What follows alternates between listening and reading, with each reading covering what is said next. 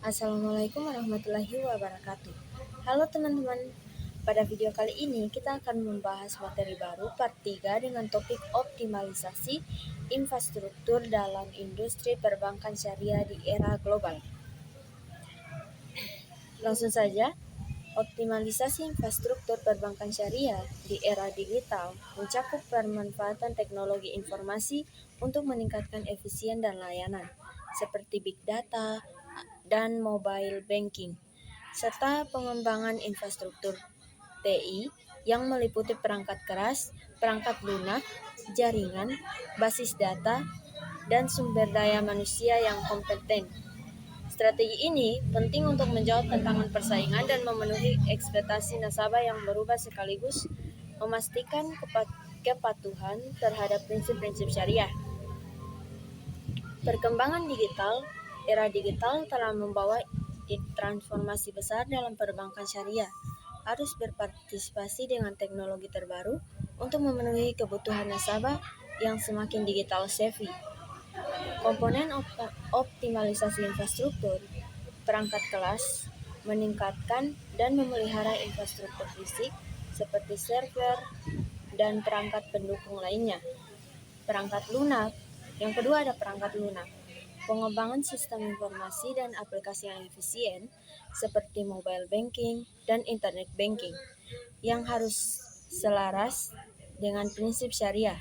Yang ketiga ada jaringan, memastikan koneksi yang stabil dan aman untuk mendukung operasional digital secara keseluruhan, terutama untuk transaksi dan komunikasi dengan nasabah.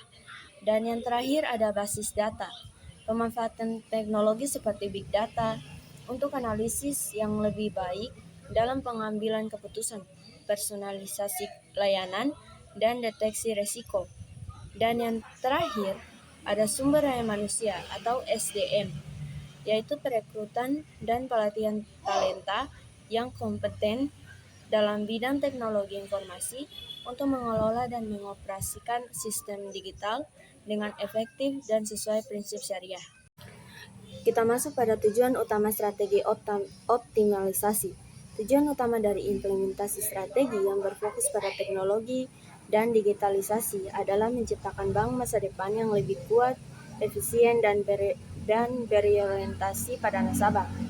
Yang pertama ada peningkatan daya saing dan pertumbuhan bisnis, yaitu mencapai pertumbuhan pendapatan yang berkelanjutan dan menjangkau segmen baru melalui platform digital dan menawarkan produk yang lebih relevan atau melalui personalisasi.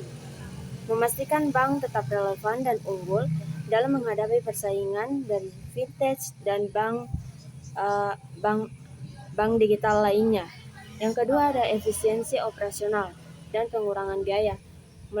Melakukan automasi proses bisnis misalkan pada onboarding nasabah, persetujuan kredit untuk mengurangi biaya operasional dan minimalisir kesalahan. Yang ketiga ada peningkatan pengalaman dan loyalitas nasabah. Menyediakan pengalaman nasabah seperti customer experience yang mulus, cepat, dan terintegrasi di seluruh saluran, misalkan pada cabang, mobile, dan internet. Membangun loyalitas nasabah yang kuat melalui layanan yang sangat personal dan andal. Dan yang keempat atau yang terakhir, mitigasi risiko dan keamanan data. Memperkuat pertahanan siber dan kepatuhan terhadap regulasi untuk melindungi aset bank dan data sensitif nasabah sehingga menjaga kepercayaan publik.